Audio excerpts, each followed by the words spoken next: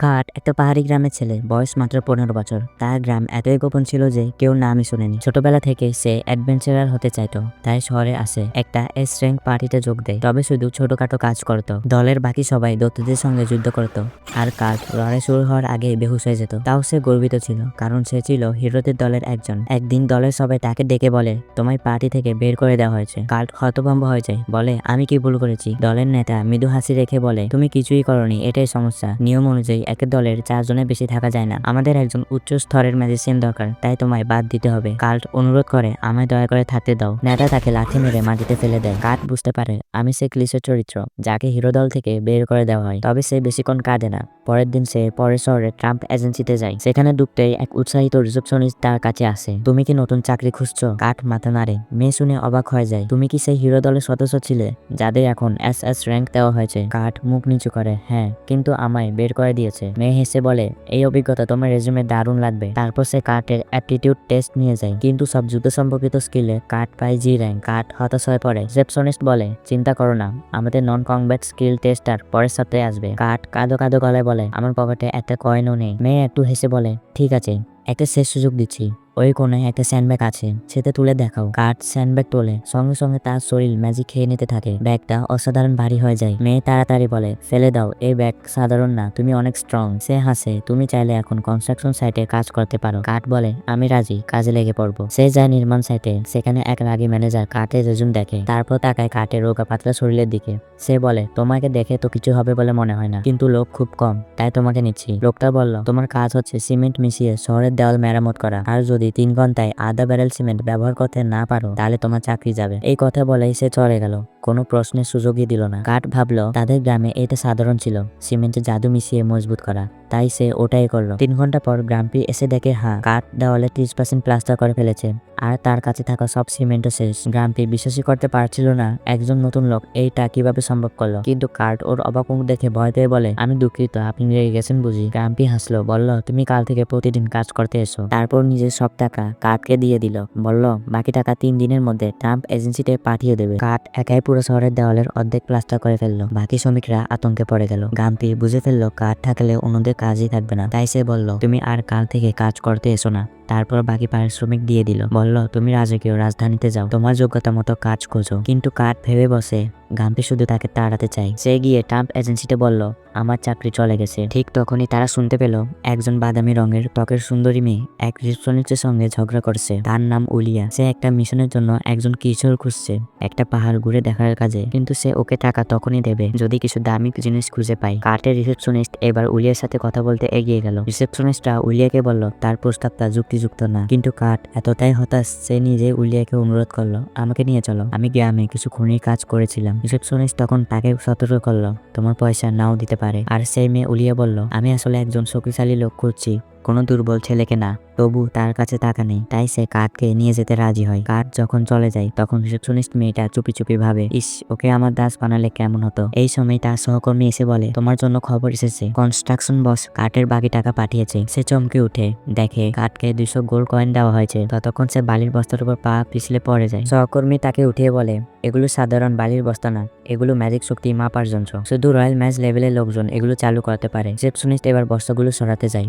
কোনো রিয়াকশন নেই। সে মনে করে কাঠ যখন এগুলো তুলতে যাচ্ছিল তখন কি ভীষণ ভারী লাগছিল, তবে কি ওর ভেতরে অসাধারণ কিছু আছে। অন্যদিকে উলিয়া কাঠকে নিয়ে পাহাড়ের বেস ক্যাম্পে যায়। সে বলে, আজ রাত আমরা এই তাঁবুতে ঘুমাবো। কাঠ লজ্জা পেয়ে যায়। সে ভাবে, একজন কিউট মেয়ের পাশে ঘুমাতে পারবো না, নিজেকে কন্ট্রোল করতে পারবো না। উলিয়া একদম পাগল হয়ে যায়। সে বলে, তুমি এই প্রথম ছেলে যে আমায় কিউট বলল। তারপর সে কাঠকে ঠাট্টা করতে থাকে। উলিয়া তাকে খুশি করার চেষ্টা করে। সে কাঠকে খাবার দেয়, খাবার বলতে একটা সিদ্ধ আলু। কিন্তু কাঠ খেয়ে খুব খুশি, কারণ অনেকদিন পর কেউ তাকে কিছু রান্না করে দিয়েছে। রাত হলে তারা একই টেন্টে ঘুমায়। কাঠ দেখে উলিয়া একদম অসহায়ভাবে ঘুমাচ্ছে। তার শরীর গরম হয়ে ওঠে, কিন্তু সে একজন ভদ্রলোক আর একটু দুর্বল চিত্রের মানুষ, তাই সে বাইরে গিয়ে নিজের চাহিদা মিটিয়ে নেয়। এরপর সে বাইরে ঘুমিয়ে পড়ে। পরের সকালে উলিয়া দেখে কাঠ বাইরে ঘুমাচ্ছে। সে তখন খেয়াল করে তার কোট কেউ রাতেই মেরামত করে দিয়েছে। সে বুঝে নেয় এটা কাঠই করেছে। সে অবাক হয়ে যায়, ছেলেটা শুধু ভালো না, দারুণ কাজও জানে। তখন উলিয়া কাজের কথা তোলে, বলে সপ্তাহের মধ্যে 10 স্বর্ণমুদ্রা জোগাড় করতে হবে। কিন্তু তার জানা নেই কিভাবে পাহাড়ের কিছু মূল্যবান জিনিস খুঁজে পাবে। কাঠ বলে, চিন্তা করো না, আমি কিছু একটা বের করব। সে পাহাড়ে গিয়ে এমন একটা পাথর খুঁজে বের করে যার ভেতরে আছে ছোট ছোট ক্রিস্টাল, সেগুলোর দাম 3 স্বর্ণমুদ্রা। উলিয়া চোখ ফাঁকা ফাঁকা হয়ে যায়। কয়েক ঘন্টার মধ্যে কাঠ অনেকগুলো ক্রিস্টাল জোগাড় করে, কিন্তু সে বলে এগুলো খুব বেশি দাম পাবে না, খুবই ছোট। তাই সে সিদ্ধান্ত নেয় এগুলো দিয়ে জাদু ক্রিস্টাল বানাবে। উলিয়া তখন হতবাক, কারণ এই কাজ যারা পারে তারা খুব দুর্লভ। তবুও সে দেখে কাঠ একটার কাজ শেষ করে ফেলেছে। যতক্ষণ সে অভিযোগ করার কথা ভাবছিল তার মাথা কাজ করে না। একটা জাদু ক্রিস্টাল বানাতে কয়েক ঘন্টা লাগে, তবে কাঠ নিজের মতো করে ভাবতে থাকে যারা 1 ঘন্টা ধরে ম্যাজিক চালাতে পারে তারা কত শক্তিশালী। উলিয়ে কাঠকে ম্যাজিক ক্রিস্টাল নিয়ে কাজ করতে দেয়। কাজ শেষ হলে উলিয়ে শহরে যাওয়ার সিদ্ধান্ত নেয়। ও চায় ক্রিস্টালগুলো বিক্রি করতে, কিন্তু কাঠ থেকে যায়। সে বলে আমি পাহাড়টা আর একটু ঘুরি। উলিয়া নাইট স্টেশনে যায়, সেখানে সে ক্রিস্টালগুলো দেখায়। তারা জানতে চায় এই জিনিসগুলোর ডকুমেন্ট কোথায়। উলিয়া তখন একটি পেন ড্রাইভ দেখায়। নাইটরা ভয় পেয়ে যায়। তারা চেনে এই পেন ড্রাইভ রয়্যাল ফ্যামিলির অ্যাডভেঞ্চারদের দেওয়া হয়, তাই তারা কোনো প্রশ্ন ছাড়াই উলিয়াকে টেলিপোর্টেশন ডিভাইস ব্যবহার করতে দেয়। কিন্তু তারা জানে না উলিয়া এখন রাজ পরিবারের হয়ে কাজ করে না। রাজধানীতে পৌঁছেই উলিয়া তার পুরনো বন্ধু মিমিকোর কাছে যায়। সে চায় ক্রিস্টালগুলো বিক্রি করতে। মিমিকো প্রথমে দেখে ক্রিস্টালগুলো বেশি ঝলমল করছে না, বলে এটার দাম বেশি হবে না, কিন্তু ভালোভাবে পরীক্ষা করে চমকে উঠে বলে আমি এটার জন্য 10 গোল্ড কয়েন দিব। উলিয়া স্তম্ভিত, সে ভাবে এত দাম। মিমিকো তখন বোঝায় এই ক্রিস্টালগুলোতে 10 গুণ বেশি মানা আছে, আর এগুলো ঝলমল করছে না কারণ কোনো মানা লিক হচ্ছে না। উলিয়া বলে আমার কাছে আরো 49টা আছে। মিমিকো এক ঝটকায় সব কিনে নেয়। এরপর মিমিকো জানতে চায় এই জিনিসগুলো কে বানিয়েছে। উলিয়া চুপ, বলে কাঠের অনুমতি ছাড়া আমি কিছু বলবো না। মিমিকো তখন তার রাজ দরবারের ম্যাজিশিয়ানের ক্ষমতা দেখিয়ে জোর করে জানতে চায়, তাও উলিয়া বলে না। শেষে মিমিকো বলে তাকে বলো দেশ ছেড়ে যেন না যায় আর আমার সঙ্গে দেখা করুক। সে যদি রাজ্যের জন্য কাজ করে তাহলে তাকে এক নোবেলের পদমর্যাদা আর রাজপ্রাসাদের কাউন্ট ম্যানেজের চাকরি দেওয়া হবে। মিমিকো রাজকীয় প্রস্তাবটা দিল। উলিয়া কাঠকে এই বিষয়ে বলার জন্য রাজি হয়ে গেল, কিন্তু দোকান থেকে বেরিয়ে সে ভয় পেতে শুরু করলো। পরের দিন সকালে সে আবার আগের শহরে ফিরে গেল। সরাসরি গেল জব এজেন্সিতে কাঠ সম্পর্কে জানতে। রিসেপশনিস্ট কাঠের পরিচয় দেওয়ার জন্য অস্বীকার জানালো, কিন্তু উলিয়া রয়্যাল পাস দেখিয়ে কাঠের ফাইল খুলে ফেললো। সে যা পড়লো তাতে হতবাক হয়ে গেল। এইসব কাজ কাঠ একা করেছে। তারপর সে রিসেপশনিস্টের কড়া গলায় বলল এই ছেলেকে নিয়ে আর কেউ কিছু জানবে না, কাঠ সম্পর্কে কিছু বলবে না। উলিয়া তারপর যেসব ক্রিস্টাল বিক্রি করেছিল সেই টাকা সবটাই কার্টের নামে জমা দিল। তারপর সে রওনা দিল পাহাড়ের দিকে কার্টের খুঁজে। গিয়ে দেখলো কাঠ একদিনে পুরো বাড়ি বানিয়ে ফেলেছে। উলিয়া অবাক হয়ে গেল, কিন্তু কাঠ শান্তভাবে বলল আমাদের গ্রামে সবাই এমনটাই করতো, এটা কিছুই না। তারা ঘরে ঢুকলো। উলিয়া বলল রাজা তোমাকে রয়্যাল ম্যাজিক টেকনোলজি রিসার্চ ল্যাবের ডিরেক্টর করতে চাই, সাথে নোবেলের টাইটেলও দিবে।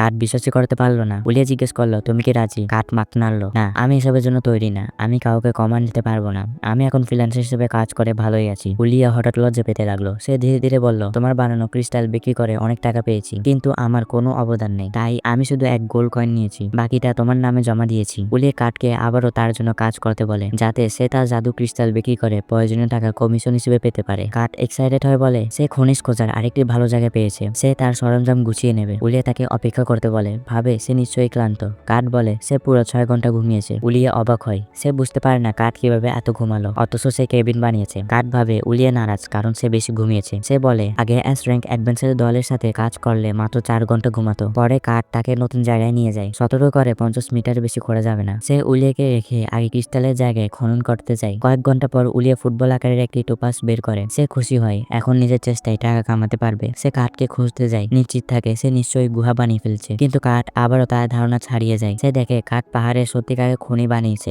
দেওয়ালে জ্বলন্ত মশাল লাগিয়েছে, আলোর প্রয়োজন নেই। উলিয়া ঘাবড়ে যায়। ঠিক তখন কাঠ হাতে পাথরের বক্স নিয়ে আসে। উলিয়া আগ্রহ নিয়ে জিজ্ঞেস করে কাজ কেমন হলো, আশা করে এবার আর কোনো চমক পাবে না। কাঠ বলে আমি তো খুঁজেছিলাম একটা খনিজ, কিন্তু দুর্ভাগ্যবশত অনেক বেকার পাথর পেয়েছি। উলিয়া শুনে একটু খুশি হলো, কিন্তু কাঠ যখন বলল ওই পাথরের নাম মিথিল, আর ওদের গ্রামে এটা একেবারে ফালতু বলে ফেলে দেওয়া হয়, তখন উলিয়া পুরো হতবাক। কি বললো মিথিল? এটা তো প্লাস্টিক আর হীরের থেকেও দামি। উলিয়া মাথা যেন ঘুরে উঠলো।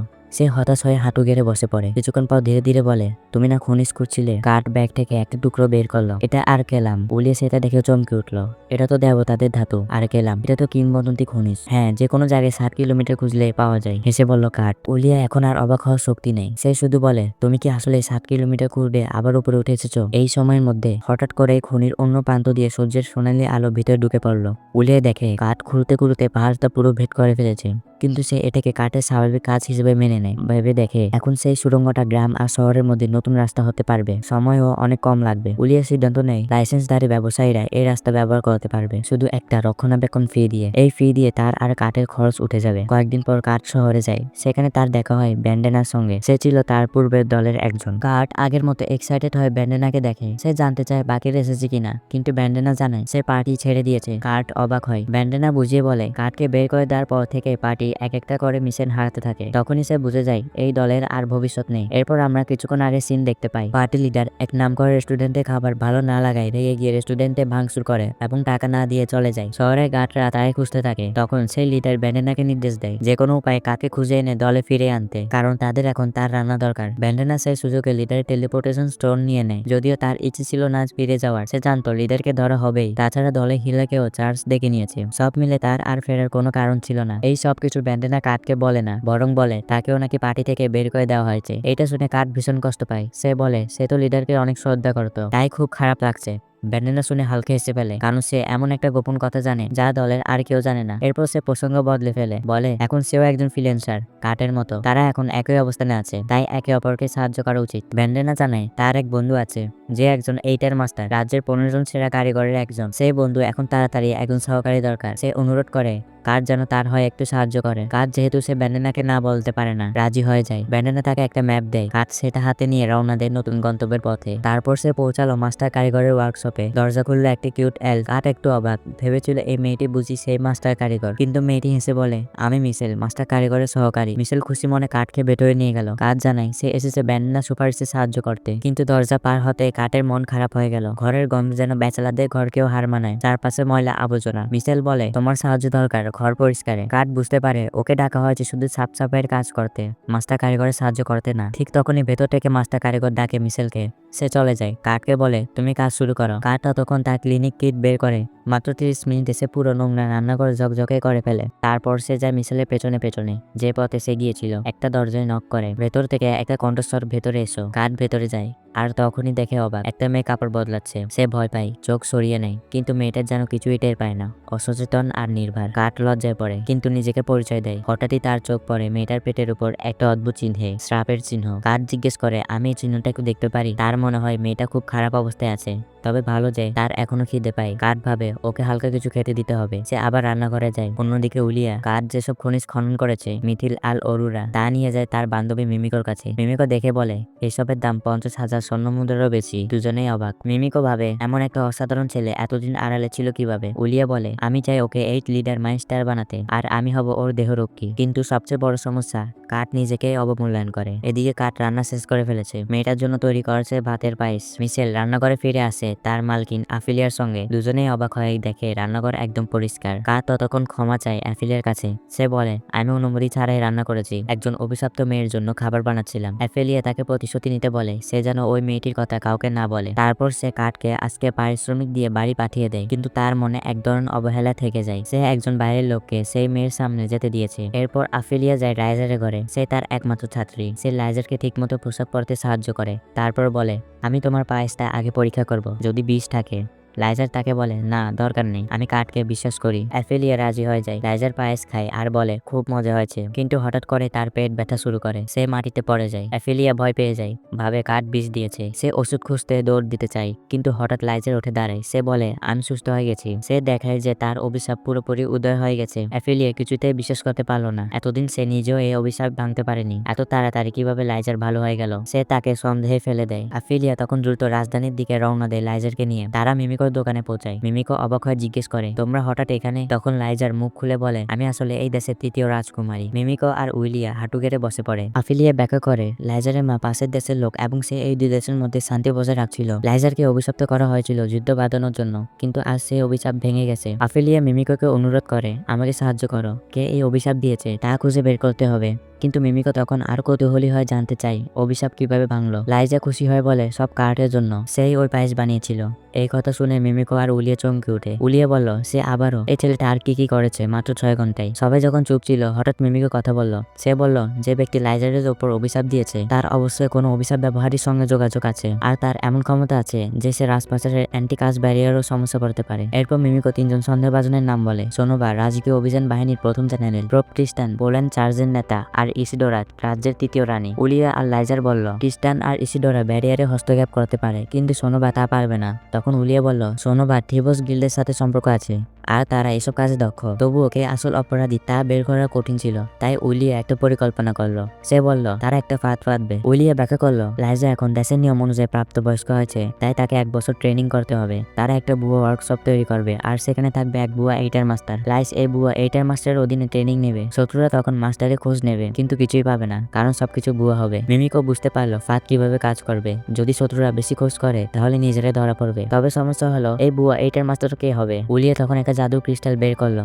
যা কার্ড তৈরি করেছিল। আফেলিয়া অবাক হয়ে গেল যখন জানতে পারলো কার্টের একাধিক এসএসএস র্যাঙ্ক স্কিল আছে। লাইস কার্টের প্রতিভায় মুগ্ধ হয়ে গেল। এইদিকে পরদিন কার্ট গেল অ্যাফিলিয়ার ওয়ার্কশপে, কিন্তু ওয়ার্কশপ বন্ধ ছিল। বাইরে বের হতে তার দেখা হলো মিশেলের সাথে। মিশেল বলল গতকাল কার্ট আসার পরই অ্যাফিলিয়া বাড়ি ছেড়ে গেছে, তাই আজ কোনো কাজ নেই। কার্ট হতাশ হয়ে গেল, মনটা ভারী হয়ে গেল। তবে তার পেটে চোচো শব্দ তাকে অন্যদিকে নিয়ে গেল। সে এক দৌড়ে একটা রেস্টুরেন্টে খেতে গেল আর সেখানে খেতে খেতে কিছু গুরুত্বপূর্ণ কথা শুনে ফেললো। অ্যাডভেঞ্চাররা বসে আলোচনা করছিল মিশন বাতিল করার কথা, কারণ তাদের বহনকারক হঠাৎ করে পালিয়ে গেছে। এটা শুনে কাট মনে করলো এটাই তার সুযোগ। সে গিয়ে বলল আমি তোমাদের বহনকারক হতে পারি। দলের এক মেয়ে তখন তাচ্ছিল্য করে হেসে বলল তুমি একটা টুইং, নিজের ওজনই তো তুলতে পারবে না। তার কথা শুনে দলের নাইট রেগে গিয়ে মেয়েটাকে একটা থাপ্পড় মারে। তারপর সে কাটকে বলল তুমি দেখতে খুব একটা শক্তিশালী না, আর আমরা যাচ্ছি গোলাম শিকার করতে যাদের ওজন 200 কেজিরও বেশি। তুমি কি পারবে? কাট তখন হাসিমুখে জবাব দিল 200 কেজি কোনো সমস্যা নেই। প্রমাণ দেওয়ার জন্য সে প্রথমে দলের সামুরাইকে করে তোলে, তারপর পুরো এক আর্মার পরা নাইটকেও তুলে ফেলে। আশেপাশে থাকা সবাই চমকে উঠে, রেস্টুরেন্টে করতালি পড়ে যায়। এভাবে কাট দলের বহনকারক হিসেবে চাকরিটা পেয়ে যায়। পরিচয় পর্বে সে বুঝতে পারে এরা সবাই ভালো মানুষ। কাট ঠিক করে এবার সে মন দিয়ে কাজ করবে,